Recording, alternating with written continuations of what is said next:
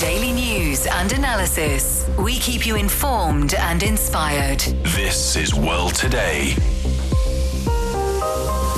Hello and welcome to World Today. I'm Ding Hen in Beijing. Coming up, Iran's 10-point proposal demands an end to attacks and sanctions. China unveils e-commerce guidelines to advance the country's real economy. CATL, the world's largest battery maker, is taking ambitions to the high seas. France's central bank nets 13 billion euros by pulling gold out of U.S. reserves. To listen to this episode again or to catch up on our previous episodes, you can download our podcast by searching World Today. First up, Iran has rejected a U.S. proposed 15-point peace plan, instead calling for a permanent end to the conflict. Officials in Tehran say they have delivered a 10-point response via Pakistan, citing past experiences as the reason for refusing a ceasefire. Tehran's demands include ending regional fighting, ensuring safe passage through the Strait of Hormuz, rebuilding war-damaged areas, and lifting international sanctions. U.S. President Donald Trump has long been claiming that Washington has won the war with Iran. The United Nations says it is alarmed by U.S. rhetoric suggesting possible attacks on key infrastructure in Iran. UN spokesperson Stephanie Dujarric says comments regarding targeting power plants, bridges, as well as other facilities in Iran have raised serious concerns. So for more, joining us now on the line is Ina Tengen, Senior Fellow of the Center for International Governance Innovation, a Canada-based think tank. So thank you very much for joining us today, Ina. First of all, why do you think the Iranian side is rejecting a ceasefire and demanding a permanent end to the conflict? Well, there's really no trust at this point. They perceive the United States has used any kind of peace negotiations as a subterfuge for an attack. They want a complete end to this. Remember, this is an asymmetrical battle. The U.S. holds the edge in terms of pure military, but Iran has adopted its mosaic defense, which allows these 30 or so different independent groups to fire at will. There's no command structure formally going up. It's just each commander is able to do that. So their only alternative is the economic front. And right now, they believe that they are winning. The United States is the one who says they want to have negotiations. And they know that there's tremendous amount of pressure because of politics in the United States, the upcoming election, and this issue about the price of oil going up, food shock that's coming. There's many reasons why they feel that. The U.S., though, I'm sure it's going to be very difficult to reach any kind of agreement. Do you think Iran's 10-point demands can be accepted by the U.S. and, for that matter, Israel? No, quite frankly, I mean, we're not at the point yet where the U.S. is going to capitulate. Remember, the United States under Donald Trump is anxious to get away from this conflict. It was not completely thought out, obviously. The Straits of Hormuz it has been a subject that's been studied for many years, at least 30 years. There are innumerable reports that indicated that, I shouldn't say reports, studies that indicated that any attack on Iran would result in the Straits of Hormuz being closed, and that would impact the global energy situation because it's about 20% of the world's oil. So they want to get out. Israel, on the other hand, though, does not want the U.S. to leave. It's 1,000 kilometers away from Iran. It's 7.2 million people versus 92 million people, and that was not going to work in terms of any kind of physicality on the ground. It would therefore, be a grinding missile going back and forth. And then the larger issue here is that regardless of what Israel and the United States does, even if it was a unilateral ceasefire by all, it's probable that Iran would continue to press in terms of controlling the Straits of Hormuz and insisting that their points Hmm. get observed. This Mm. is not a good situation. Yeah. Do you think Tehran can be forced into entering any, dialogue or talks through a Trump-style deadline threat? No, absolutely not. And they've just rejected it a few minutes ago. They see this as laughable. They're even putting things out there like we lost the key to the Straits of Hormuz, therefore we can't give it to you. I mean, they are not treating the United States threats as rational or pressing. Obviously, there's tremendous amount of damage. The U.S. has said they're going to go after civilian targets in terms of bridges and power plants. Trump has even gone further to say he's going to level the whole place. It's a very large place. It's the 17th largest nation on Earth. The United States, frankly, does not have munitions to level it all, unless he's talking about nuclear, and let's hope that he's not. Yeah, of course. So, by the way, Ina, how would you look at President Donald Trump's claim here that the United States has gained numerous intercepts of Iranians pleading for a continuation of bombing? Yeah, that's nonsense. There might be a few people in the U.S. who say, well, it's better to keep bombing, but these are people outside of Iran. The idea that people inside Iran are begging to have their civilian lives turned upside down, to be bombed back to the Stone Ages, to be under these constant threats is nonsense. There is definitely disagreement within Iran over the government, but the U.S. has succeeded in uniting the vast majority of Iranians because they're under attack. These are people who have nowhere to go. This is their home. And Donald Trump is ruining it. So it's doubtful that they're saying do more. Hmm. So, in other words, based on your observation of the situation in Iran, this war has made Iranians united once again, at least for the time being. Yeah, absolutely. And that's borne out. You can see within the cities, people are trying to maintain some sort of normalcy. They're out on the streets in great numbers. Many of them see this as an act of defiance. Now, there are people, as I said, who were not happy. There was obviously some riots. 3,000 people were killed, according to Iranian sources. But that is very different. Within a country, there can always be disagreements. In some cases, they become violent. But when the country is attacked, Hmm. their nationalistic feeling is, I mean, it's not, the bombs don't discriminate between IGRC troops and civilians. And right now, they're killing lots of civilians. So Hmm. there is very, very little chance. This is just the usual Trump, making statements that are Okay. not true or exaggerated.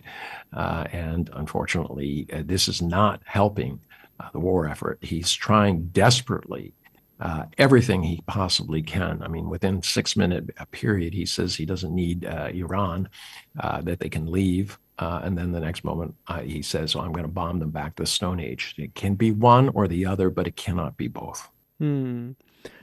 President Trump says the U.S. is on track to achieve its objectives in the Iran war, including preventing Tehran from developing a nuclear weapon.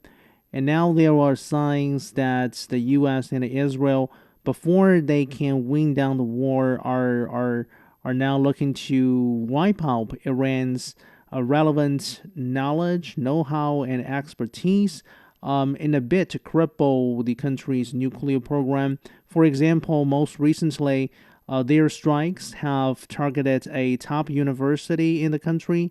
Can they make it? No, they can't. I mean, they're assuming that all these scientists are holed up in one place. They're not. And it's not just universities that they're striking. They're hitting hospitals. They obviously hit that girls' school. They are doing what happened in Gaza, which is destruction of all civilian infrastructure as a kind of terrorist activity to convince the Iranian people that there's no way out. Unfortunately, it's having the exact opposite effect. The more Iranians you kill, the less likely the Iranian people want to give in to the U.S. The U.S. always assumes that they can bomb somebody into submission, but as we have seen, starting from Vietnam, Laos, the bombing campaigns, carpet bombing, everything from Sarajevo and on Afghanistan, etc., it just hasn't worked. Unfortunately, that lesson hasn't been learned. Israel is reportedly preparing for a major escalation against Iran.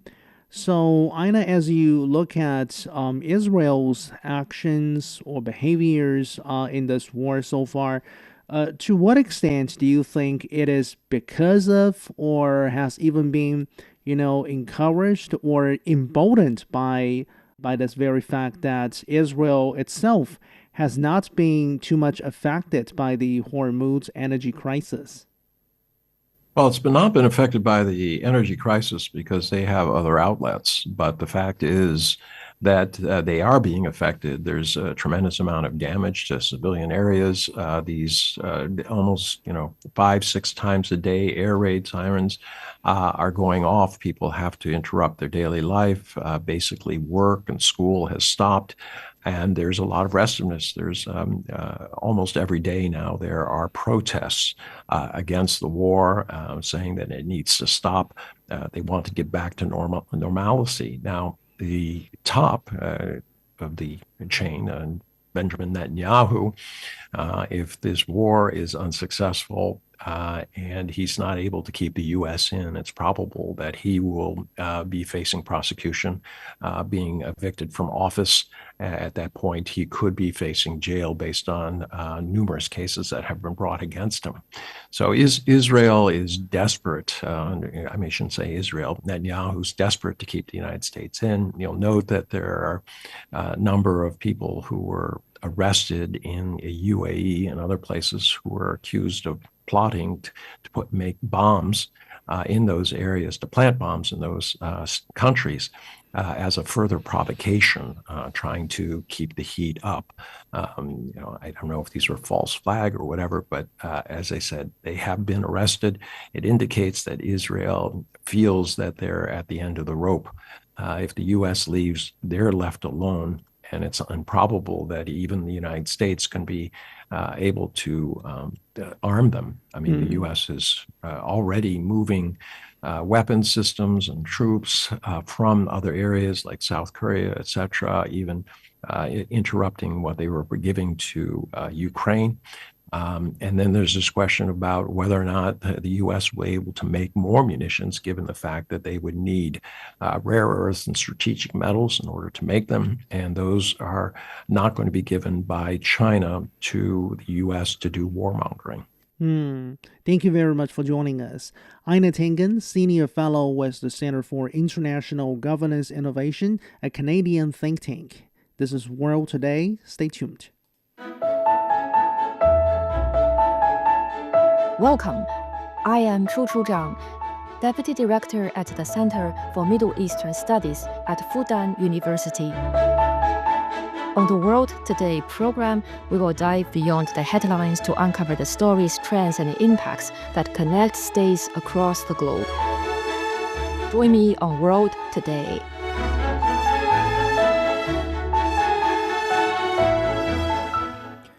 You're listening to World Today. I'm Ding Hen in Beijing. In the United States, the Trump administration has proposed boosting defense spending to $1.5 trillion in its 2027 budget. It represents the largest such request in some decades. The White House's plan would also reduce spending on non-defense programs by 10%. President Donald Trump says domestic responsibilities like child care or health care should be handled by states.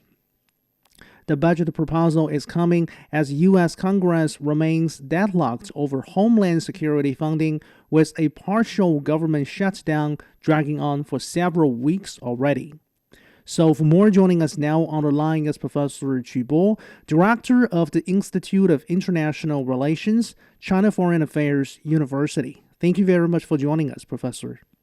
Thank you. It's my pleasure. So, there is no doubt that this particular budget proposal we are talking about here is reflexive of the Trump administration's emphasis on U.S. military investments over those domestic issues or domestic programs.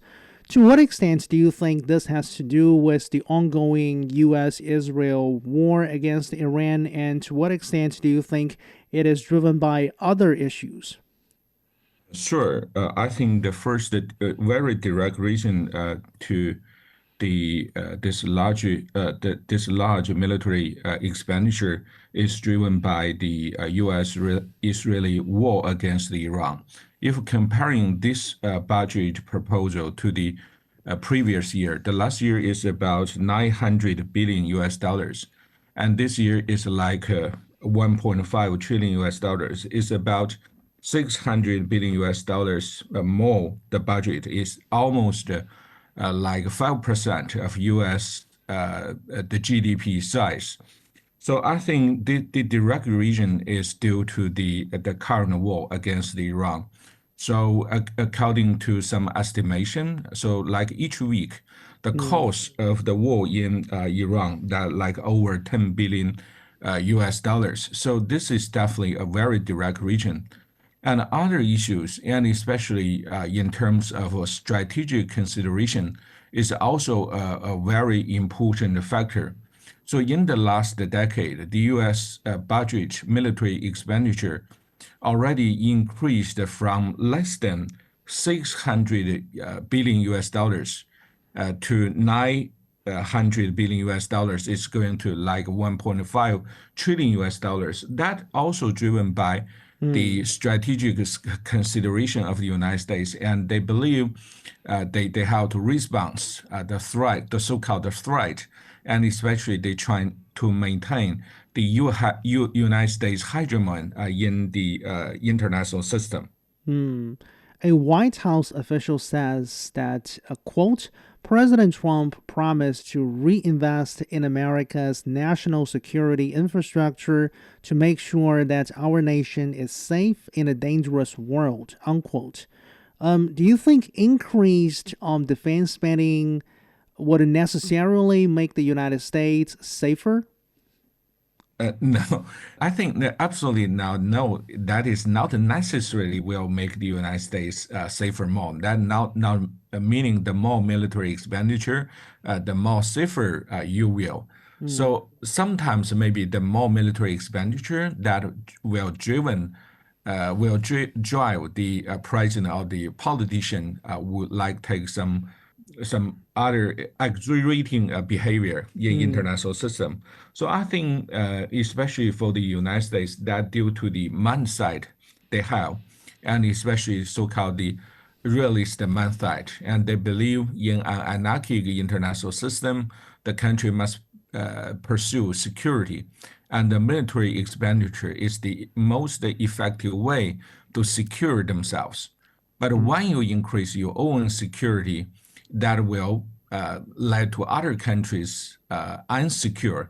So this so-called security dilemma, right? So when you increase your military expenditure, not necessarily make the United States safer. So this is why I think we should pursue like the common and the cooperation security rather than this zero-sum, the security mindset.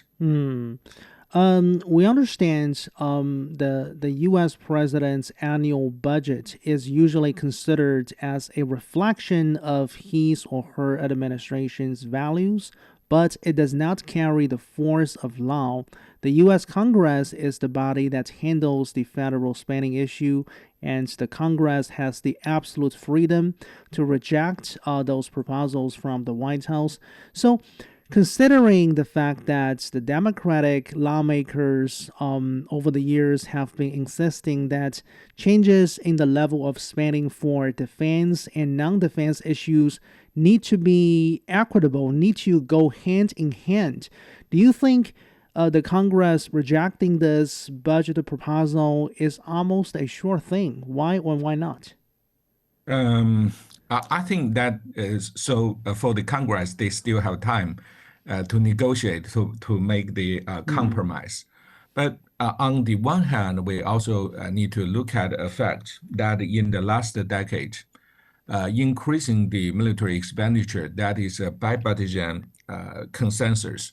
So that is why the U.S. military expenditure has increased from like 600 billion US dollars to 900 billion US dollars. So this is definitely true. But just like you mentioned, and especially for the Democratic Party, they insist the equitable, the defense and non-defense need to be equitable. But I think by now, no matter the Congress, the House, or the Senate, the Republicans are still hold the majority, and they will make some. They will dominate the process, and I think still have the long way to go. And it's not a very sure thing will be rejected, but maybe it's not so high, like 1.5 billion US dollars, but maybe definitely will over 1 trillion US dollars. I think that will be a sure thing. Yeah, some bargaining will have to be carried out, I guess. So, the U.S. federal balance sheets have long been operating in the red. I mean, the country is running nearly 2 trillion US dollars in terms of its annual deficit, and its national debt has swollen past 39 trillion US dollars. So how could an increase in defense spending further worsen the debt problem of the U.S. economy? So, sir, I think almost everyone agree that the United States suffer currently a very severe debt problem. Just you mentioned, the U.S. debt, the size already over 39 trillion US dollars. That is over 130% of the U.S. GDP size. And the influence of increased the military expenditure of the deficit, the physical deficit, there will be complicated effects on U.S. economy. So very direct effect that the U.S. economy in the future will confront very risky the debt problem in the near future. They have to pay back the debt. And the second is about the inflation, the possible inflation issue. And they have to collecting more revenues from other aspects and to compensate the expenditure. So I think during the last years of Donald Trump, this administration and the tariffs will be still a very effective way for him to use to raise the revenue to compensate the deficit. Briefly, and the final question before we let you go, Professor. I mean, during the first term of President Donald Trump, as well as, I guess, largely the first year, last year of his second term, he has tried to, maintain or build an image like this, that he is a U.S. president for peace. He hates war. Do you think that image still exists? No, yeah, and I think he does not have that image for peace, and especially when and I think the first term of Donald Trump I guess he was not so confident in military actions or in wars. He was not familiar with that. But after several times, very successful, currently from the U.S. perspective, the successful military exercises or military actions, and I think that increase his confidence in using military force and maybe make him obsessed of using military force. So my guess, in the last year of his presidency, he may take a much more bold action of using military force. Yeah, let's keep an eye on what's going to happen. But thank you very much for joining us, Professor Qu Bo, joining us from China Foreign Affairs University. You're listening to World Today. We'll be back after a very short break.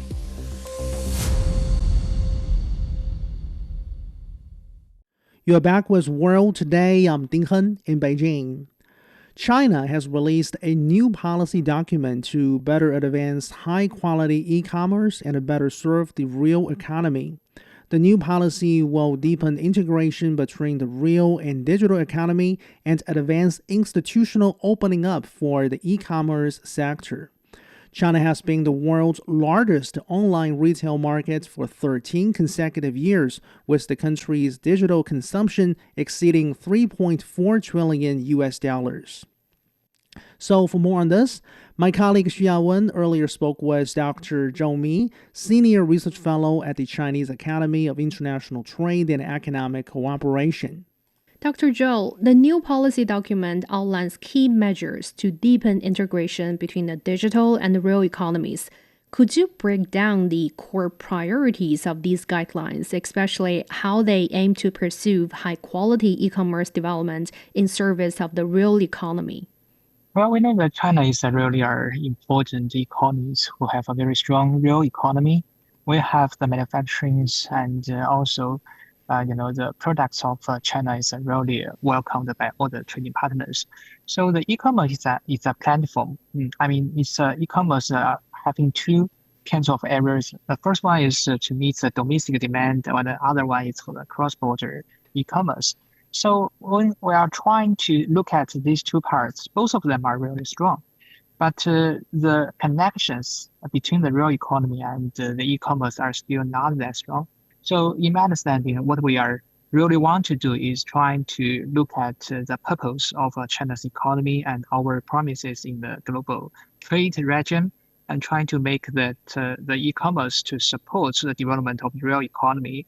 While on the other hand, if we are able to provide the better connections, let the real economy to be a real base for the development of the e-commerce can also have a better future. So in this regard, I think that we're not just trying to push the both sides, both kinds of businesses in the opposite direction. They are really trying to go to the same direction and trying to make a better use of the different resources and make the information in a better place to let the enterprises to know where they want to export to or where they can put their resources at. Let's look into the new guidelines here. So it calls for a deep integration of AI-powered e-commerce. In your view, how will this AI-powered approach transform inventory management, supply chain optimization, and also how will it better serve consumers? In my understanding, that artificial intelligence is still in the process of perfecting. So in this regard, when we are trying to use the artificial intelligence in different modes or different scenarios, we need to look at its openness and inclusiveness. Artificial intelligence can help us to make a better adaptation to the different complicated environment. Like, some products are really having more demand from certain subsectors or certain regions. We can use artificial intelligence to identify this increase.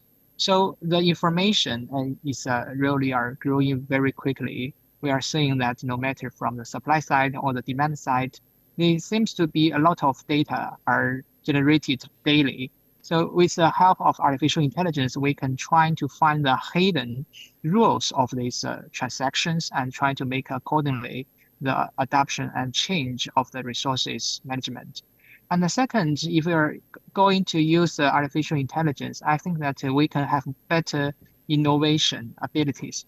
So it means that sometimes, the customers are only focused on its original market, but they didn't, even know that there are some new demand from other markets. With the help of the artificial intelligence, we can have a quick response to those kind of new areas and also trying to link the different modes of doing businesses together. So artificial intelligence can also help us to reduce the cost of dealing with inventories to trying to make it a better improvement on the use of the resources in the life cycle of the product. So in our world, I would say that the help of artificial intelligence can really make us the better position to deal with different information and make the right choices and the decisions. Dr. Zhou, on the international front, the policy encourages building a direct express lane for global goods entering the Chinese market and setting up overseas direct sourcing bases, as well as having the Silk Road e-commerce initiative. So, in your view, how do these measures lower market entry barrier for foreign businesses, especially those from developing countries, compared with traditional trade channels? Yeah, we know that many countries want to export their products to China, especially the developing countries. We have many new treatments, like a zero tariff treatment for all African countries, which has established diplomatic relations with China. So in this regard, I think that the world is under many pressures and uncertainties. The global supply chains is reconstructed. If we are able to have a shorter supply chains, and like you mentioned, the direct supply and to the market, I would say that will reduce the uncertainty a lot. So we can try to improve the logistic support of the foreign exporters to China. Like we can try to redesign the logistic lines, both on the maritime transportation or the airline transportation. So many Chinese companies are really knowing that the possibilities of the foreign supplies are really wide. So they are trying to purchase the products from other countries also. In this regard, I would say that we can use our abilities for the logistic management and also the management of the stocks and the warehouses to facilitate the clearance of the customs in a better way, and we can benefit our suppliers in a much deeper depth. And also, Dr. Zhou, given that China has been the world's second largest importer for 17 consecutive years, how do these new cross-border e-commerce policies align with China's broader commitments to expanding imports and promoting more balanced trade? Yeah, the priority has been, shifted from encouraging export to import a lot. I would say this year we are seeing that China has many practices in doing that. For the second largest economies in the world, I think that China has many advantages, and the super large market is our largest advantages. So we are trying to prevent, some kind of discrimination towards the foreign products, and also trying to create a better and equal platform for any suppliers to us. So we are going to use some mechanism to assure that the standards can be met in a better efficiency, like for import of the agricultural products from other countries. We are going to speed up the process and make the competition in a better way. But I want to say that we are not trying to violate our promises for the national treatment. Even the products from other countries, they should be treated equally with China's domestic products. We are not trying to discriminate those products, but we are not trying to give them more preferential treatment. We are based on the fair position of the competition. And lastly, Dr. Zhou, China's e-commerce sector already serves 3.2 billion consumers worldwide. And now with new guidelines being introduced, how will they contribute to a more open and inclusive global trading system? Well, if you're looking at the guideline, you can find that they are not just focusing on the single market or separate market. So they are trying to support the transformation of the small and medium-sized enterprises, trying to deepen the development in the rural areas for the e-commerce, and trying to make the industries to do with the e-commerce. So based on that scenarios, I think that we can foresee that there may be more opportunities for the allocating of the resources, and the development of the different modes are really giving us more abilities to deal with uncertainties. So the world is facing challenges, and China's market is super large. Our companies and also the supply chains are real resilient. I think that with the help of the integration of the resources, our stakeholders can also benefit from that supply and demand of the China side. And I think that we can do a better, more sustainable ways for development. That was Dr. Zhou Mi, Senior Research Fellow at the Chinese Academy of International Trade and Economic Cooperation, speaking with my colleague Xu Yawen. Coming up, CATL, the world's biggest battery maker, is taking ambitions to the high seas. This is World Today. We'll be back.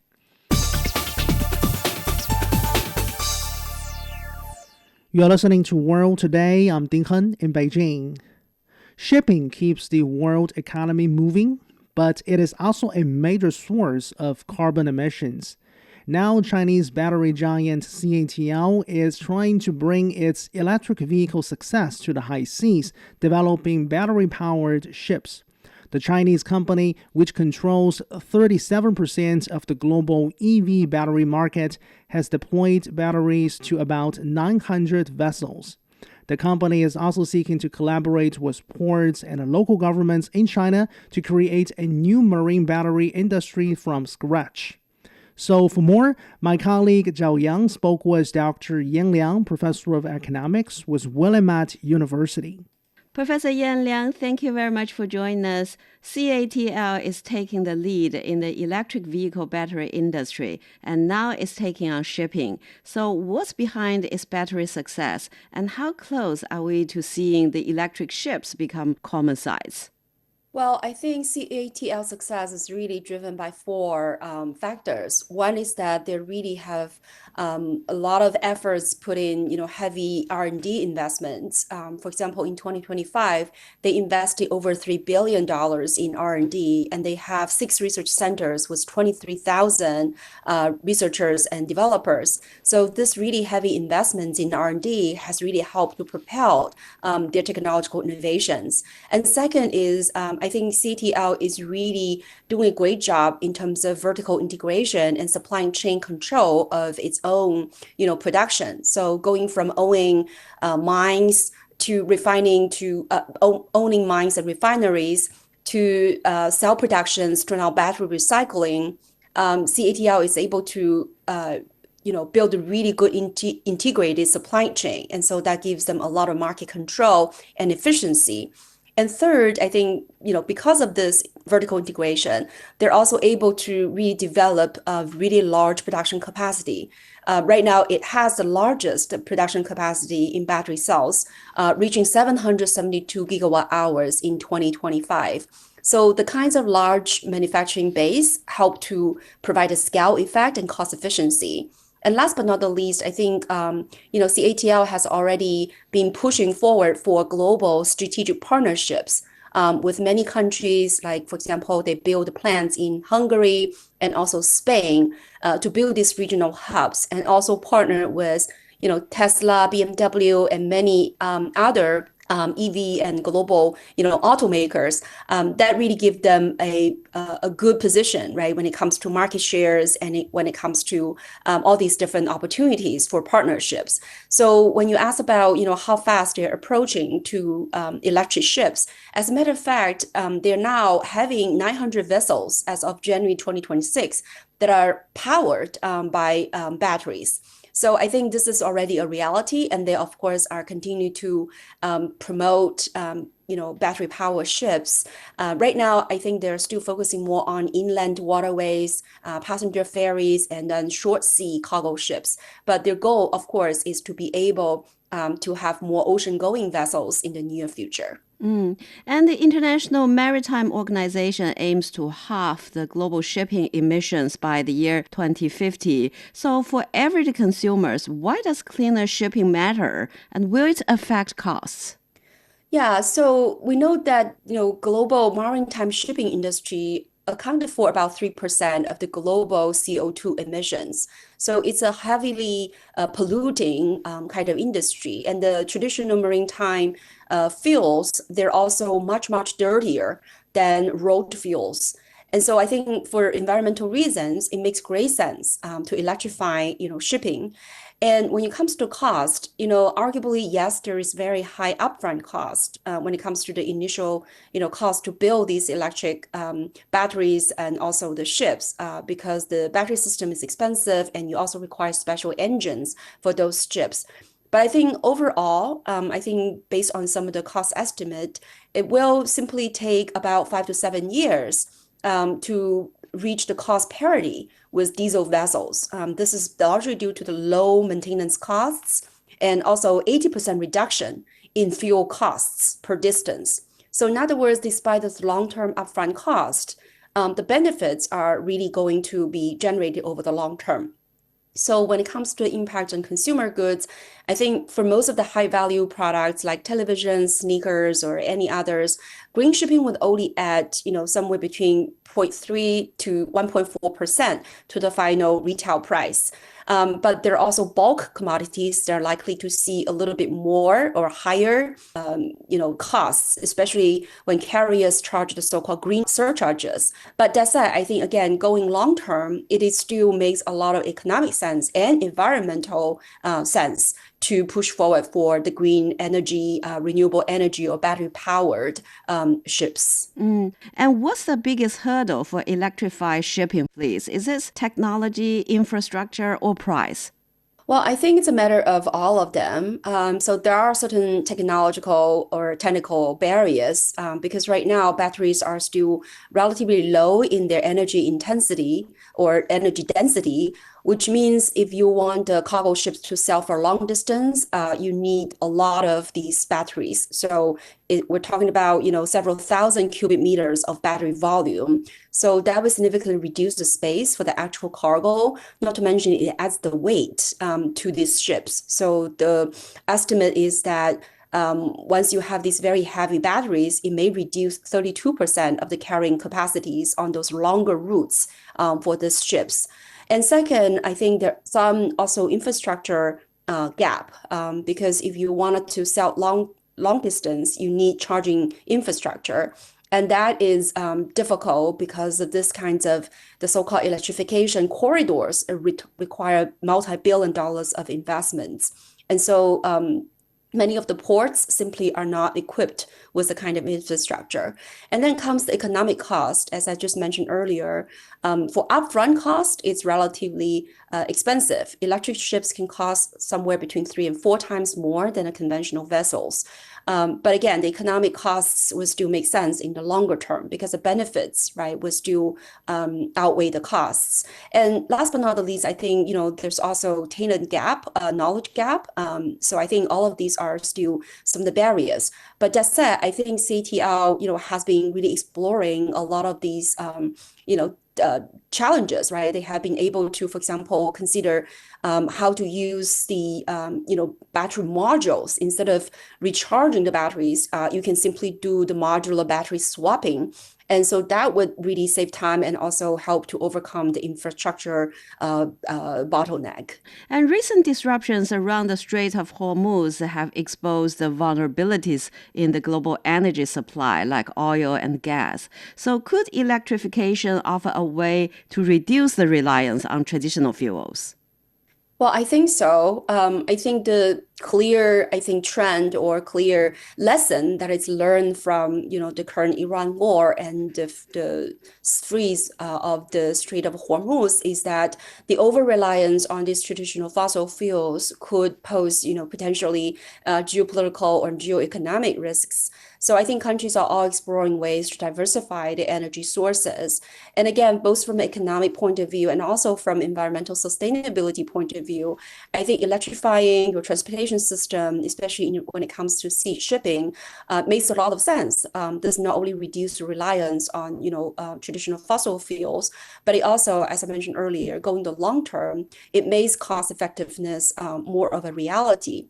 And again, a lot of these technological barriers, right, are being overcome and are being, developed. So I think, especially for CATL, they have now, really successfully developing the so-called ship-shore cloud system, which means you integrate the onboard battery system with the docking infrastructure and then a cloud-based management system to improve efficiency of those batteries and reduce costs. I think this is a very promising system that will help to overcome a lot of technical barriers and allow countries to develop the shipping technologies and electrifying their ships. Yan Liang, professor of economics with Willamette University, speaking with my colleague Zhao Yang. Coming up, The central bank of the French government nets 13 billion euros by pulling gold out of U.S. reserves. This is World Today. Stay tuned. Hello, I am Dr. Digby James Wren, a political analyst and international relations scholar specializing in China area studies. World Today offers unmatched in-depth perspectives on China's politics, economics, business, technology and society. World Today's team of reporters and contributors provides valuable information from all of the world's major economies. I hope you can join me on World Today for the very best insights and news from China, on China, and help to build a better understanding of China's role in the world today. You're listening to World Today. I'm Ding Hen in Beijing. France has decided to sell off its last remaining gold reserves held in New York, bringing all of the country's gold back to Paris. The country's central bank says it generated a capital gain of 12.8 billion euros after upgrading 129 tons of gold between July 2025 and January 2026. That amount accounts for about 5% of the country's total gold reserves. It has been replaced with the equivalent amount purchased in Europe and now held in Paris. All of France's gold reserves are now held in Paris. France is holding the world's fourth largest gold reserves. So for more, joining us now on the line is Dr. George Zagopoulos, Senior Research Fellow with CIFE, a France-based European research organization.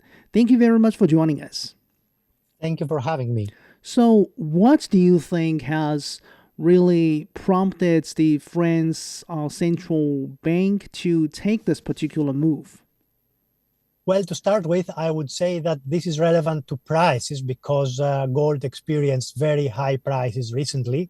But I would also add that there is certainly a political dimension which can explain the decision. Currently, relations between France and the United States are suffering a period of misunderstanding, I would say. And France, as much as possible, is interested in reducing its exposure to the United States in all fronts. So within this context, I would say that the decision of the central banks of France can be explained. It is a sign of the deterioration of political relations between the United States and France. You talk about the prices of the gold, but the prices of the gold is also very much a reflection of the geopolitical realities, right? Well, exactly this. That's why I think that we need a combination of economic and political factors explaining the decision of the Central Bank of France. We are currently witnessing a period of uncertainty in the international system, and new tensions have been fueled because of the US-led war against Iran. So within this context, the French Republic is interested as much as possible to defend its own economic position in a changing world order. So within this context, the decision of the Central Bank of France to sell gold, which had been stayed in the United States for decades, can be understood and explained. Now, technically speaking, I guess the Central Bank of France could refine and transport the gold that remained in the United States back home to Paris. But why do you think it has instead chosen to sell it and then purchase new bullions on the European market?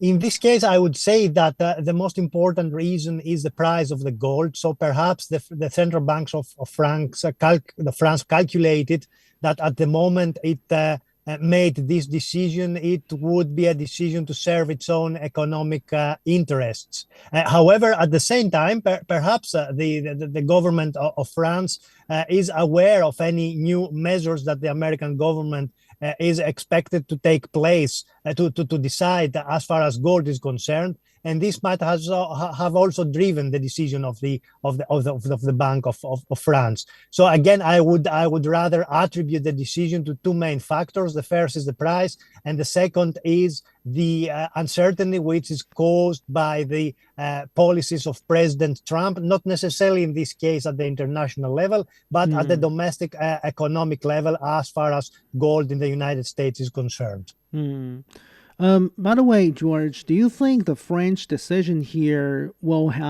will in any way have any impact on the U.S. financial markets? Well, I wouldn't necessarily isolate this French decision. I would rather speak about the rather problematic status of transatlantic relations since President Trump came to power. So last year at this point, for example, tariffs were leading transatlantic relations to new lows, and this year it is the Iran war and the new tensions with Greenland and other things, which are further fueling disagreements between the United States and Europe, between the United States and France in that regard. So I think that this decision is another step suggesting why the European Union is losing its trust vis-a-vis the American government. So I wouldn't necessarily isolate this decision in terms of the impact of the financial market, but I would stress the point that more and more Europeans are losing their confidence in the American market because of the unpredictable behavior of President Donald Trump. As I mentioned earlier, France is holding the fourth largest gold reserves in the world. Now, talking about another, European economic heavyweight, Germany, it is holding the world's second largest gold reserves. And domestically in Germany, I guess some observers, some economists in particular, have called on the German government to withdraw its gold from the United States, also citing concerns about unpredictable policies under President Donald Trump. So now that Paris has already done so, do you think Berlin is likely to follow suit?